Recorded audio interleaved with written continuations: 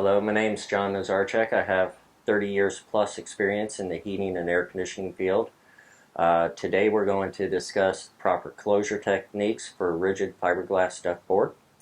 The most important thing of it is to use UL rated 181A-P listed tape.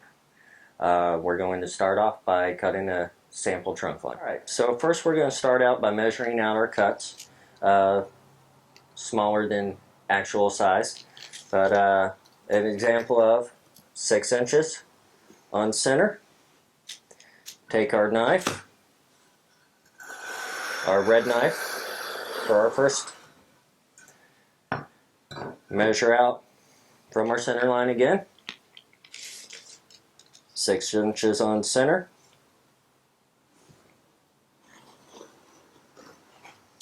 Again, we'll make 2 more cuts with the red knife.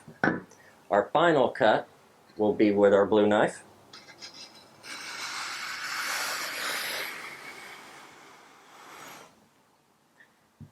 And then, of course,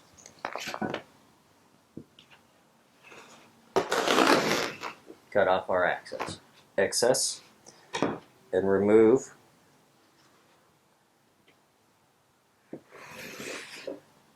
our discs.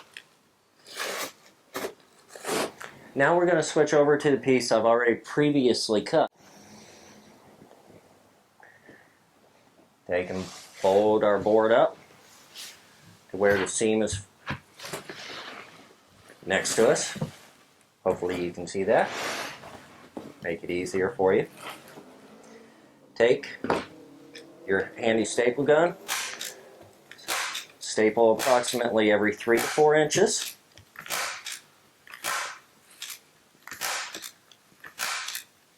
For your primary closure of the board. Okay, now next we're going to talk about sealing our vapor barrier on our structure.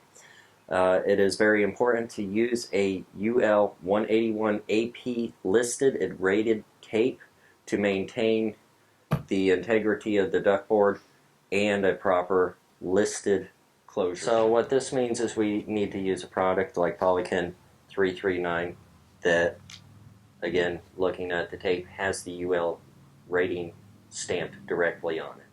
You can see the UL listing rating on the tape, not only for yourself but the inspector, so that they know the proper tape was used to seal the product. Another really important thing about this tape is that it has an acrylic adhesive backing.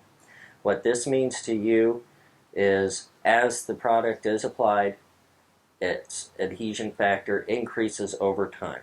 So you don't have to worry about coming back 6 months, a year later, finding the tape on the floor. The other good thing about it being an acrylic-based adhesive is the fact that you can apply it in colder temperatures, warmer temperatures, low humidity, and high humidity. It has a wide application range to where you don't have to heat the tape up or the fiberglass board to apply it. Okay, so now once we have our fiberglass duct mechanically fastened, we will start to apply our tape.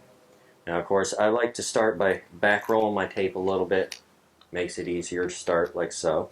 Of course, we're going to need a squeegee to make sure that we get a proper adhesion on the initial application so that the adhesion, being acrylic, gets better and better. First, start off by attaching just a little bit,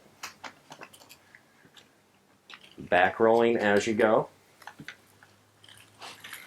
Once I get to approximately 6 to 8 inches, I actually bring it around the back of the roll to hold it easier so that I can continue to apply.